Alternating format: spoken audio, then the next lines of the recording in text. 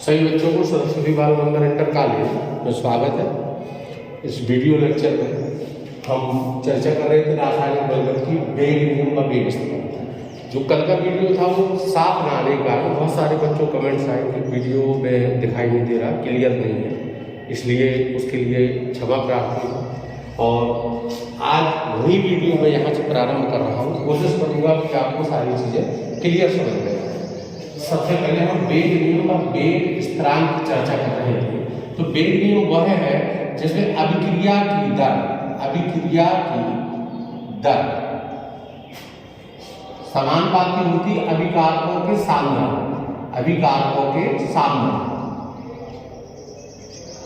की घात n। तो ये हमारा वेग नियम कहलाता है। यदि हम अभिक्रिया की दर बराबर करें और के करें और साधारण के आपको ज्ञान है कि वेग स्थिरांक होता है, ये स्थिरांक के रूप में है, तो अभिक्रिया का वेग है तो ये वेग स्थिरांक होगा। और साधारण अभिकारकों का है, और ये जो n है ये आपकी अभिक्रिया की कोटि को बताएगा, अभिक्रिया की कोटि को ज्ञात कराएगा। अभिक्रिया की दर हम एक उदाहरण से देखते हैं। ये आपका जो ये सूत्र है ये वेग नियम के तहत है। वेग नियम क्या है परिभाषित करेंगे तो वह समीकरण जो अभिक्रिया की दर और उसके साधारण के मध्य संबंध व्यक्त करता हो वेग नियम कहलाता है। वेग नियम समीकरण पर प्रयुक्त स्थिरांक को वेग स्थिरांक या विशिष्ट अभिक्रिया दर स्थिरांक भी कहते हैं, या विशिष्ट अभिक्रिया दर स्थिरांक भी कहते हैं। यहां तक हमने कल आपको जानकारी दे दी थी। इसके बाद हम बताते हैं n को किस प्रकार से देखते हैं। अब आप आगे से समझिएगा ठीक से। सबसे पहले ध्यान से देखते हैं, जैसे हमने एक अभिक्रिया लिखी a plus d equal to c plus d। अब हम इस अभिक्रिया के लिए अगर हम अभिक्रिया का दर बराबर k और a का साधारण और b का साधारण, अब यहाँ पर अभिक्रिया को देख करके n अभिक्रिया की कोटि है जो प्रायोगिक रूप से प्रायोगिक मान होता है। हम इसको अभिक्रिया को देख करके स्पष्ट नहीं कर सकते, हम केवल और केवल प्रायोगिक विधियों द्वारा इसके मान की गणना कर सकते हैं किस अभिक्रिया की कोटि है। यहाँ पर गौर से देखेंगे, हम जो यहाँ पर a लिखा है, यहाँ पर b लिखा है, यहाँ पर स्मॉल c स्मॉल d इस प्रकार से व्यक्त किया गया है। ये अभिक्रिया के मोलों की संख्या को प्रदर्शित करता है, सैद्धांतिक राशि हो गई, लेकिन ये प्रायोगिक मान है। जो अभिक्रिया की कोटि यहाँ पर जो हमने n मेंशन किया है, ये n बराबर यहाँ पर x प्लस y होगा, ये अभिक्रिया की कोटि होगी। अब किस आधार पर उसको हम ज्ञात करते हैं, तो हमने कल बताया था किसी भी अभिक्रिया में उसकी मंद और तीव्र गति से दो अभिक्रिया होती हैं। जो अभिक्रिया मध्यवर्ती के रूप में देखते हैं, तो मंद अभिक्रियाओं की सहायता से अभिक्रिया की कोटि के मान को हम ज्ञात कर लेते हैं। इस प्रकार से हम अभिक्रिया की कोटि को जान सकते हैं। लेकिन आप कतई ये गलती न करें कि अभिक्रिया को देखकर अभिक्रिया की कोटि ज्ञात कर रहे हैं। बहुत सारे लेक्चर्स ऐसे मिलेंगे आपको, किसी पुस्तक में नहीं मिलेगा, बहुत सारे लेक्चर्स मिलेंगे, ट्रिकी बता दिया जाता है कि जल है तो प्रथम कोटि की अभिक्रिया। जैसे यहाँ पर एक एग्जांपल है H2 plus Cl2 sunlight H2HCl। अब हम इसकी दर लिखें बराबर के H2 अभिकारक है और Cl2 अभिकारक है, इसमें साधारण नहीं है, शून्य है, तो ये शून्य कोटि की अभिक्रिया होगी, शून्य कोटि की अभिक्रिया। यदि घात साधारण के ऊपर शून्य है तो शून्य कोटि की, एक है तो प्रथम कोटि की, दो है द्वितीय कोटि की, तीन है तृतीय कोटि की। अभिक्रिया की कोटि शून्य भी हो सकती है, प्रथम द्वितीय तृतीय के अलावा क्रमवार संख्या भी फ्रैक्शनल हो सकती है, जैसे 2/3 आदि से भी अभिक्रिया की कोटि संभव है।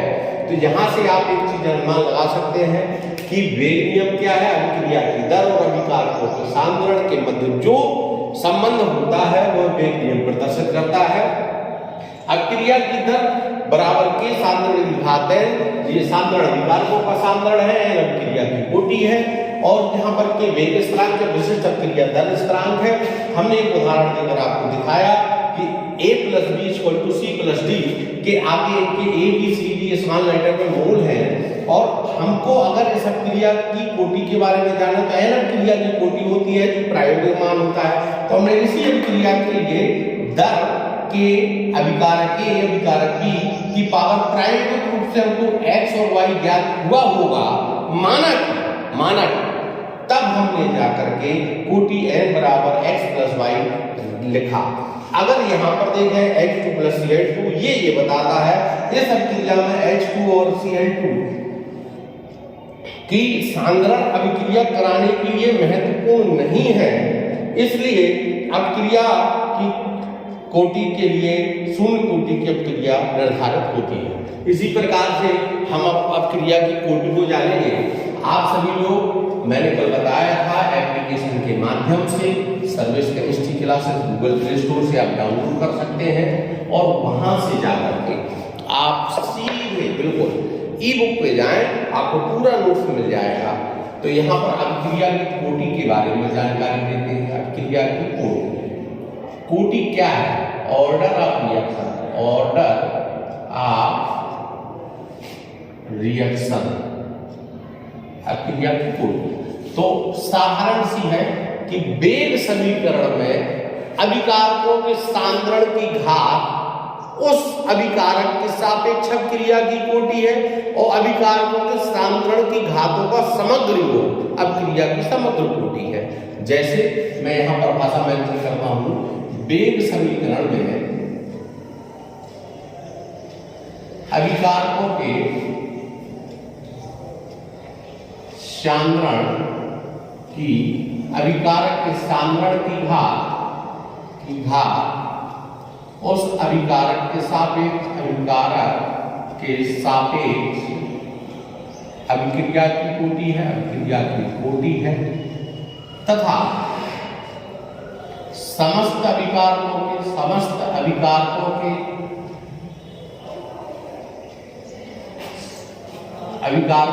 सांद्रण की घातों का योग उस अभिक्रिया की समग्र कोटि है। जैसे दर समानुपाती सांद्रण की घात n। अब यदि सांद्रण की घात शून्य होती, दर समानुपाती तो शून्य कोटि की अभिक्रिया, शून्य कोटि की अभिक्रिया। यदि दर समानुपाती सांद्रण की घात 1 रहता, यहाँ पर मेंशन है ये प्रथम कोटि की अभिक्रिया, प्रथम कोटि की अभिक्रिया। यदि दर समानुपाती सांद्रण तो द्वितीय कोटि की अभिक्रिया, द्वितीय कोटि की अभिक्रिया। आप देख सकते हैं, मैंने अभी बताया कि ये कोटि को प्रायोगिक मान है, इसको प्रायोगिक रूप से ज्ञात करते हैं। समीकरण को देखकर अभिक्रिया की कोटि का अनुमान करना पूर्णतः गलत होगा। कई बार प्रभाज कोटि की भी अभिक्रिया होती है, हमें यहाँ पर इस प्रकार से लिख दें कि प्रभाज कोटि की अभिक्रिया, प्रभाज कोटि की अभिक्रिया। अनुमान लगा सकते हैं आप कि हमने सांद्रण शून्य आया तो किसी भी अभिक्रिया में अभिकारक तो अवश्य होंगे, अभिकारक होंगे तो उनके मोल होंगे, लेकिन अभिक्रिया की कोटि शून्य, तो इसका मतलब प्रायोगिक रूप से ही इसको ज्ञात किया जा सकता है। अभिक्रिया को देख करके आपको अनुमान नहीं लगाना है। ये अभिक्रिया की कोटि की परिभाषा है और अभिक्रिया की कोटि को उदाहरण है। अब जरा ध्यान करते हैं, इनकी सभी कोटि की अभिक्रियाओं के हम इकाई भी ज्ञात कर सकते हैं सामान्यतः, कोई समस्या नहीं होगी। अभिक्रिया की कोटि की इकाई देखते हैं कैसे ज्ञात करते हैं। अभिक्रिया की कोटि के वेग स्थिरांकों की इकाई, अभिक्रिया की कोटि अनुसार वेग स्थिरांक की इकाई, वेग स्थिरांक की इकाई। जैसे शून्य कोटि की अभिक्रिया के लिए, शून्य कोटि की अभिक्रिया के लिए पहला टॉपिक ये आया पहली आइडेंटिटी, तो दर बराबर के और सांद्रण की घात शून्य। अब आपको पता है दर की इकाई मोल प्रति लीटर प्रति समय थी, ठीक है, और सांद्रण की इकाई आपको याद है मोल प्रति लीटर थी।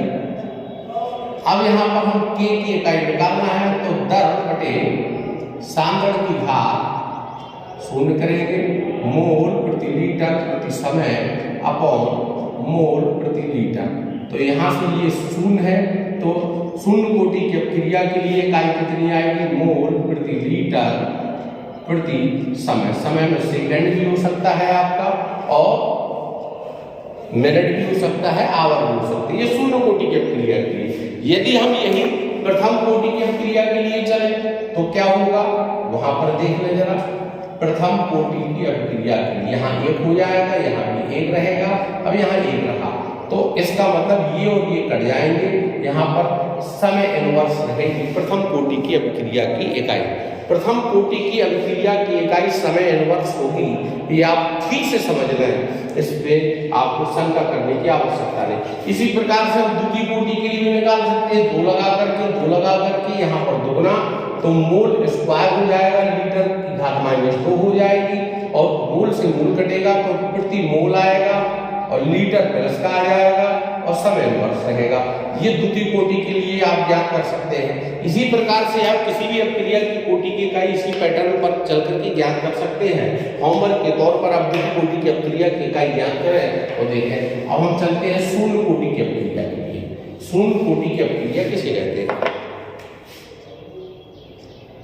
शून्य कोटि की अभिक्रिया, zero order reaction. Zero order reaction में कहता है कि हमने अभी भी बताया आपको, दर समानुपाती सांद्रण की घात शून्य। कहता है वे अभिक्रिया जिनमें अभिकारकों के सांद्रण की घात शून्य होती है, वे अभिक्रियाएं जिनमें अभिकारकों के सांद्रण की घात शून्य होती है, शून्य कोटि की अभिक्रिया कहलाती हैं।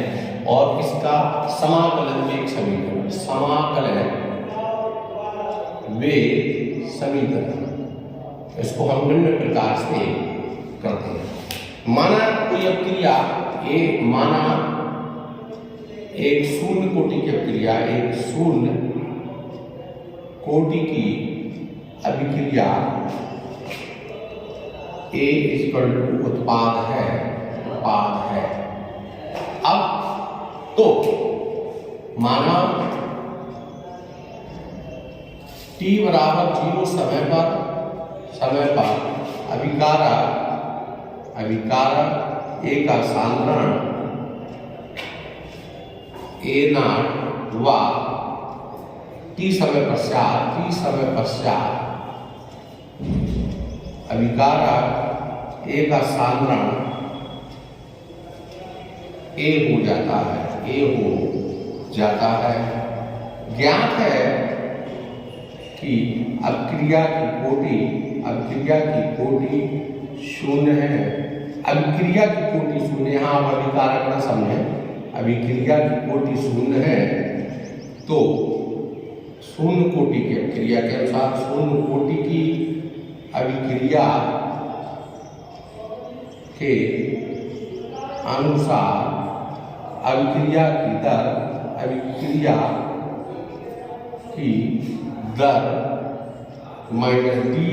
अभिकारक है, माइनस लगेगा A, t समय के लिए होता है। अभिकारक A के सांद्रण की घात शून्य के समानुपाती होगी। अतः -dA/dt समानुपाती A की घात 0।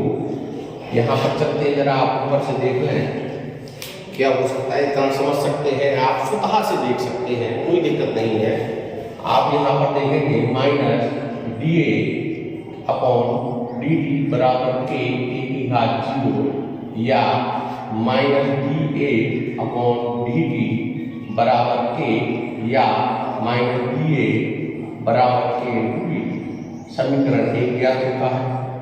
समीकरण 1 का समाकलन करने पर क्या होगा, -dA बराबर K dt या -A बराबर के टी प्लस आई।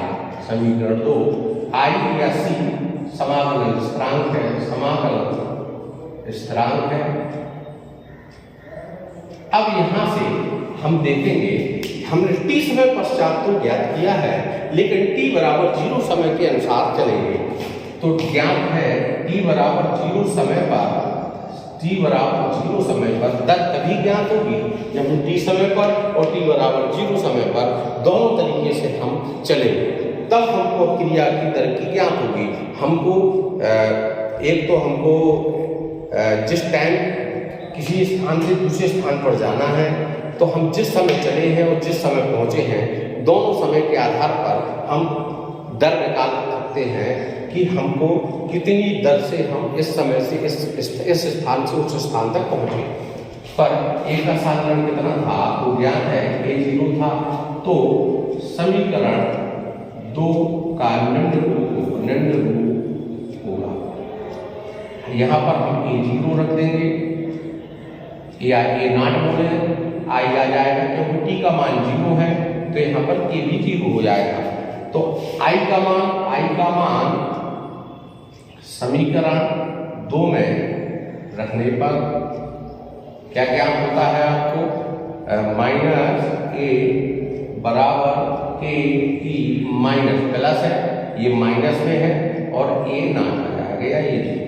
तो यहाँ पर के टी बराबर, इसको हम इस तरफ लेकर आते हैं, a0 माइनस a, या हम ऐसा कर रहे हैं k बराबर 1/t a0 और माइनस, ये प्रथम शून्य कोटि की क्रिया का समाकलित वेग समीकरण है।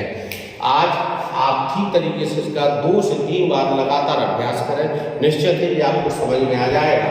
और मैंने बताया नोट्स के लिए आप बिल्कुल परेशान न हुए और प्ले स्टोर से जाकर एप्लीकेशन डाउनलोड करें और वहाँ पर ई बुक पर जाकर आपको सेम नोट मिल जाएगा, कोई भी प्रॉब्लम नहीं होगी। आज के लिए बस इतना ही। सभी बच्चों को बहुत बहुत धन्यवाद क्लास को ज्वाइन करने के लिए। धन्यवाद।